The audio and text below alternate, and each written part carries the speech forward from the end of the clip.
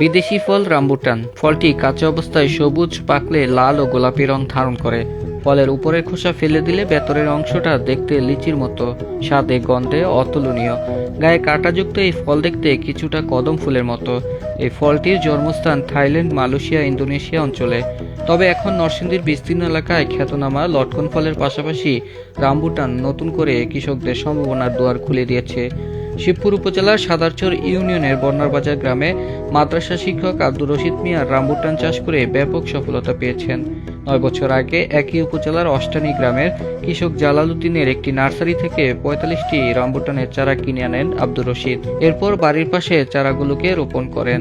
রোপণের ৪ বছরের মাথায় ২-১টি গাছে ফলন আসা শুরু করে। তাতেই সম্ভাবনার আশা জাগে রশিদ মিয়ার।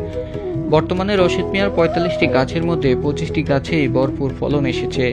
এক একটি গাছ থেকে ৫০ থেকে ৬০ কেজি ফল পাওয়ার আশা তার। রশিদ মিয়ার বাগান থেকে বিদেশি এই ফল বিক্রি করছেন। দেশের বিভিন্ন জেলার পাইকাররা ১,০০০ টাকা কেজি দরে গাছ থেকে সংগ্রহ করছেন এই ফল। ফলের পাশাপাশি তিনি উৎপাদন করছেন রামবুটানের চারা। আকার ভেদে প্রতিটি গাছের চারা বিক্রি হচ্ছে ৭০০ থেকে ২,০০০ টাকায়।